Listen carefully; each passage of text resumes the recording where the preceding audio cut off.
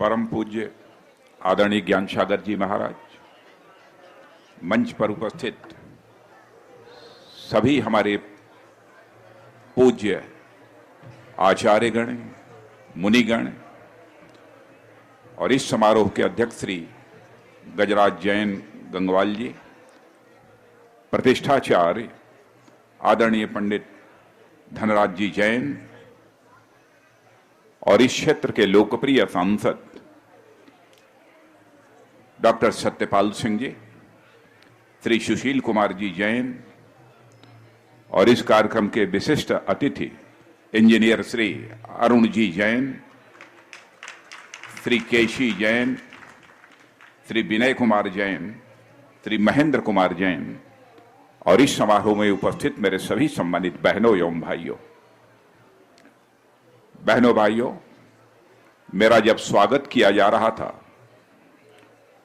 और साथ ही साथ प्रवीण जी और महेंद्र जी जैसे लोग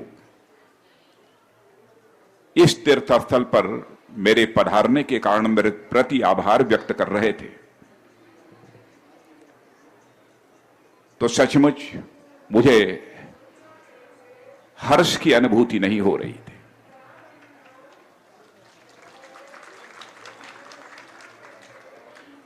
आभार तो मैं व्यक्त करना चाहता हूं आप लोगों के प्रति कि एक ऐसे पवित्र तीर्थ स्थल पर आकर और परम पूज्य आचार्य ज्ञान सागर जी महाराज जैसे संत का दर्शन करने का अवसर आप सबने मुझे प्रदान किया है। इसके पहले भी इस स्थान पर मैं एक बार आ चुका हूं, दूसरी बार आया, लेकिन जो भव्य आज स्वरूप इस स्थान का मैं देख रहा हूं, उस समय इतना भव्य स्वरूप नहीं था। निर्माण कार्य तेजी के साथ चल रहा था।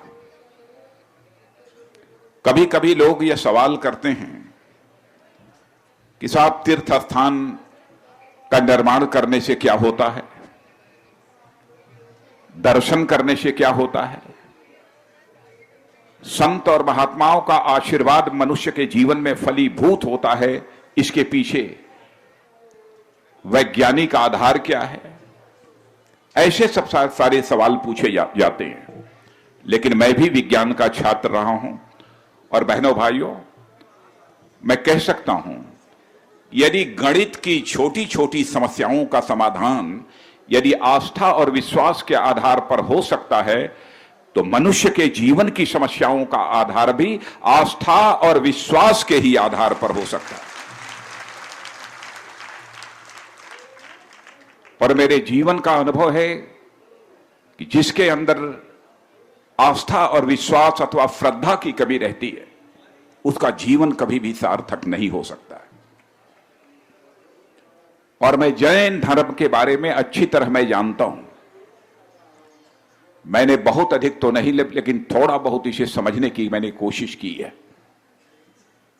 आजकल कभी कभी तथाकथित प्रगतिशील यह प्रश्न खड़ा करते हैं कि जब 21वीं सदी में सारा विश्व विज्ञान और तकनीक की दृष्टि से इतना तेजी के साथ आगे बढ़ रहा है, तो इस जैन धर्म की प्रासंगिकता क्या है? जो जैन धर्म बराबर सदाचरण की बात करता है और मुक्त की बात करता है, तो इसकी प्रासंगिकता क्या रह गई है? शायद उन्हें इस बात की जानकारी नहीं है कि भारत की संस्कृति यह विश्व की श्रेष्ठतम संस्कृति है और इस भारत की संस्कृति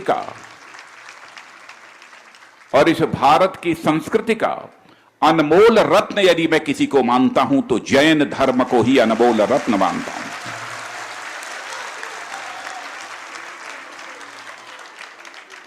कोई यह कह सकता है कि आप जैन धर्म को भारतीय संस्कृति का अनमोल रत्न कैसे मानते हैं? तो मैं कहना चाहता हूं, हमारा हिंदू धर्म, हमारी हिंदुत्व की विचारधारा भी अहिंसा में विश्वास करती है, लेकिन अहिंसा की इस विचारधारा को पराकाष्ठा तक ले जाने का काम यदि किसी धर्म ने इस विश्व में किया है तो वह केवल जैन धर्म ने किया है।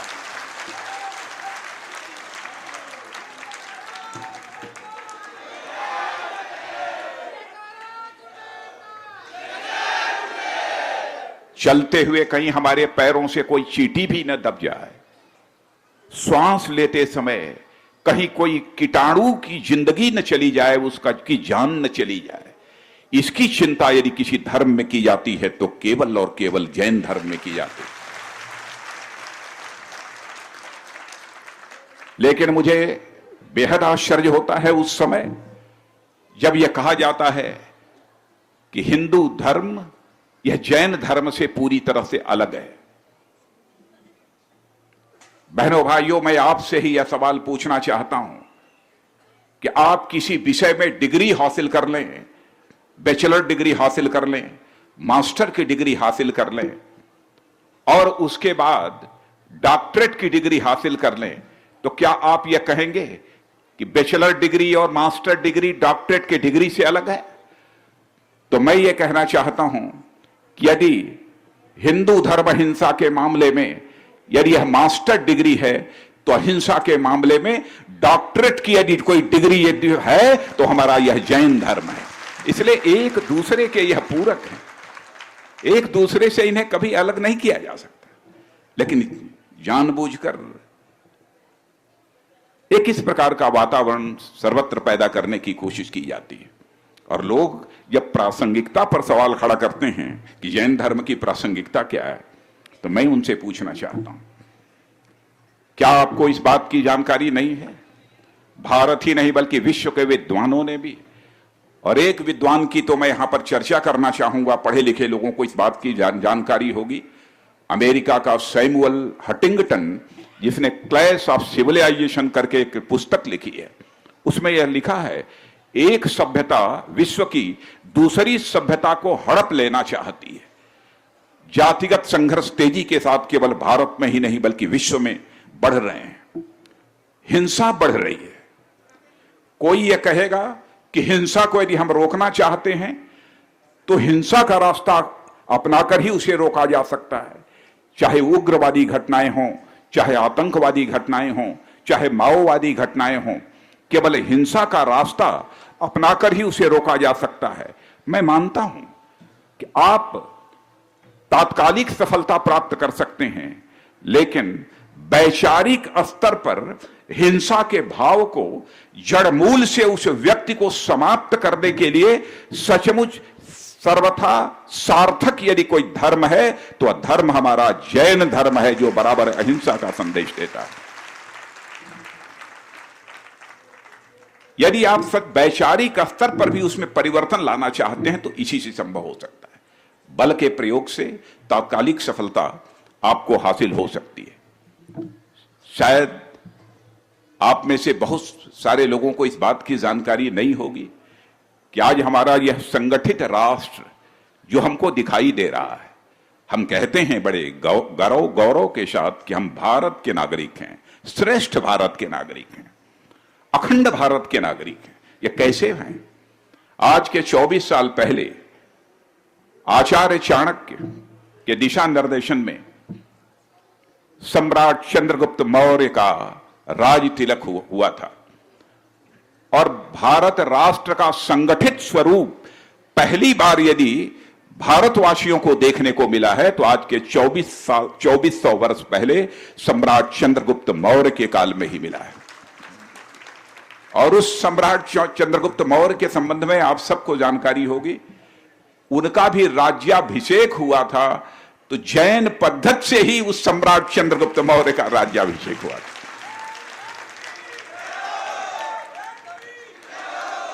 शायद आपको इस बात की भी जानकारी होगी कि अपने जीवन के अंतिम क्षणों में सम्राट चंद्रगुप्त मौर्य श्रमण बन गए थे, उन्होंने संन्यास ले लिया था और कर्नाटक के श्रावण बेला में जाकर वह रहने लगे थे। कर्नाटक के श्रावण बेला में जाकर वह रहने लगे। यह कहां मिलेगा?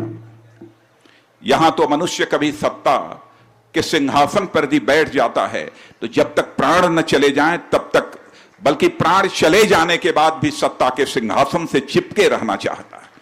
यह त्याग सर्वस्व अपना न्यौछावर कर देने का भाव यह धर्म देता है, तो हमारा यह जैन धर्म देता है। और सचमुच मैं आभार व्यक्त करना चाहता हूं अपने आदरणीय पंडित धनराज जी जैन के प्रति और अपने मित्र इंजीनियर अरुण जैन के प्रति भी। बहुत व्यस्तता थी। इन लोगों ने कहा कि नहीं चलना चाहिए। मैंने कहा चलना तो मैं चाहता हूं। तो आज कार्यालय का दिन होने के बावजूद, वर्किंग डे होने के बावजूद, मैंने फैसला किया कि आज के दिन मैं गृह मंत्रालय का काम छोड़ दूंगा, लेकिन मैं इस समारोह में भाग लेने के लिए निश्चित रूप से जाऊंगा।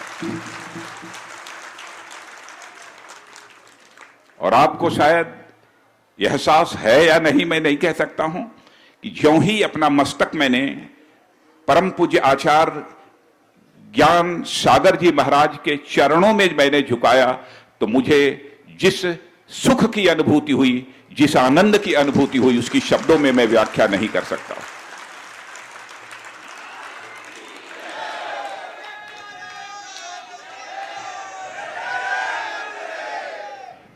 अहिंसा में छोटे मन का व्यक्ति कभी विश्वास नहीं कर सकता। अहिंसा का रास्ता अपनाने के लिए मन बड़ा चाहिए। और हमारे अटल जी भी कहा करते थे, छोटे मन से कोई बड़ा नहीं हो सकता और टूटे मन से कोई खड़ा नहीं हो सकता।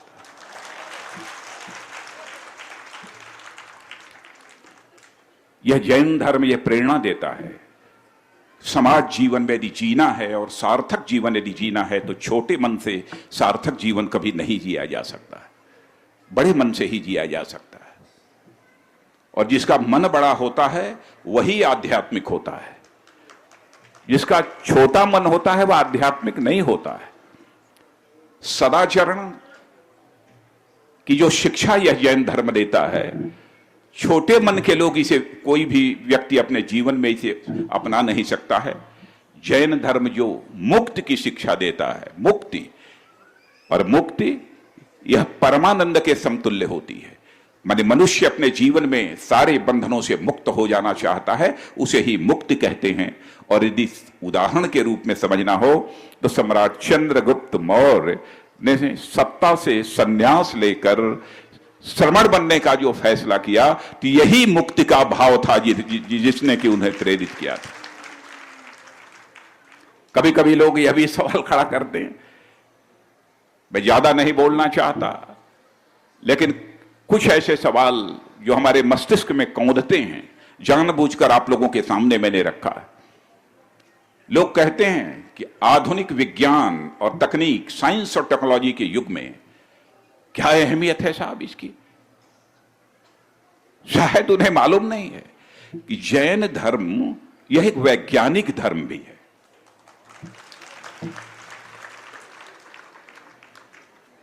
और मैं परम पूज्य आचार्य ज्ञान सागर जी महाराज से अनुरोध करूंगा कि यदि मुझसे कोई त्रुटि हो तो तुरंत आप संशोधन कर देंगे उसको,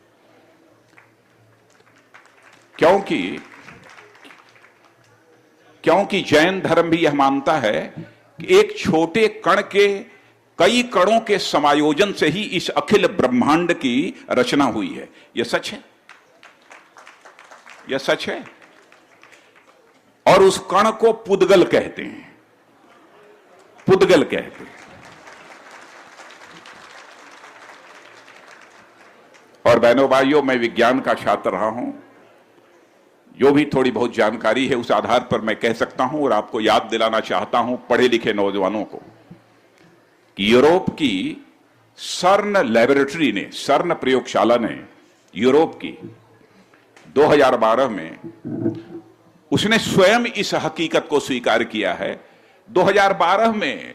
और जैन धर्म ने तो पता नहीं कितने हजार वर्ष पूर्व कह दिया था, मैं नहीं कह सकता। 2012 में उन्होंने स्वीकार किया कि यह ब्रह्मांड जो बना है, जो होल यूनिवर्स यह बना है, वो एक छोटे कण के कारण बना है। छोटे कणों के समायोजन से ही यह पूरा ब्रह्मांड बना है। यह जाकर आज का विज्ञान स्वीकार करता है।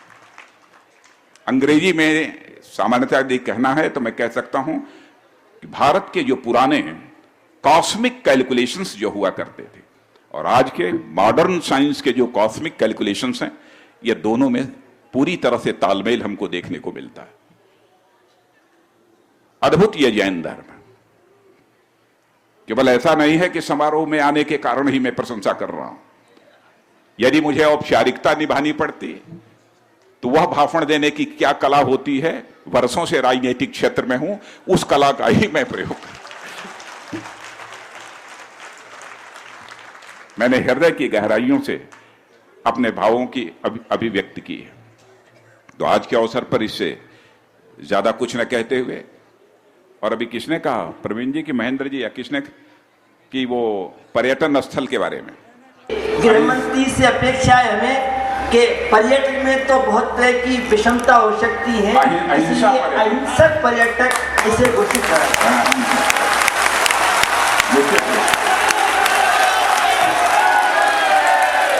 वैसे यदि हमारा विभाग होता तो मैं इसी समय घोषित करके चला जाता, लेकिन मैं जानता हूं कि यदि मैं कहूंगा तो शायद मेरी बात चलेगी नहीं।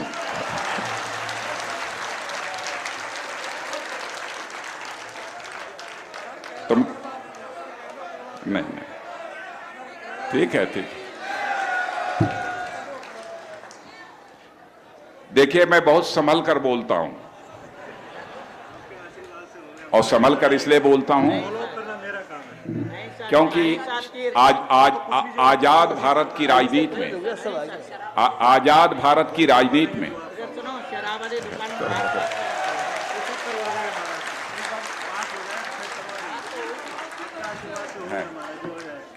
मैं क्यों संभल कर बोल रहा हूं, इसलिए बोल रहा हूं कि आजाद भारत की राजनीति में जब से चुनावी सिलसिला इसे हिंदुस्तान में प्रारंभ हुआ है, नेताओं ने जितने वादे किए हैं, यदि आंशिक रूप से भी वादों को पूरा कर दिया होता तो हमारा आज यह भारत दुनिया का सबसे धनवान भारत बन गया होता, ताकतवर भारत बन गया होता। और नेताओं की इसी कथनी और करनी में अंतर होने के कारण ही भारत की राजनीति और भारत के नेताओं के प्रति जन सामान्य में विश्वास का संकट पैदा हुआ है।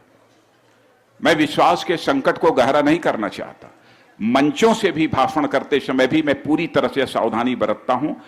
प्रायः मैं कहूं, मैं इसके लिए मैं प्रयत्न करता हूं, लेकिन हमारी ईश्वर में आस्था है, परमात्मा में आस्था है, अपने संत महात्माओं में आस्था है, श्रेष्ठ मुनियों में हमारी आस्था है। और मैं जानता हूं कि जो कुछ भी मैं जीवन में कर पाऊंगा वह केवल और केवल इनके आशीर्वाद के द्वारा ही मैं कर पाऊंगा। यदि इनका आशीर्वाद है हमारे ऊपर तो निश्चित रूप से हमें कामयाबी हासिल होगी। इन्हीं शब्दों के साथ मैं पुनः परम पूज्य आचार्य श्री ज्ञान सागर जी महाराज के चरणों में शीश झुकाकर और सभी अपने यहाँ पर संतगण का और साथ ही मुनिगण जो यहाँ पर मौजूद हैं उनके भी चरणों में शीश झुकाकर हृदय से अपनी आस्था की अभिव्यक्त करते हुए, और आप सभी जो यहाँ पर जो आस्थावान लोग मौजूद हैं, जो भक्त गण लोग मौजूद हैं, उनके प्रति भी हृदय की गहराइयों से सम्मान की अभिव्यक्ति करते हुए अपना निवेदन समाप्त करना।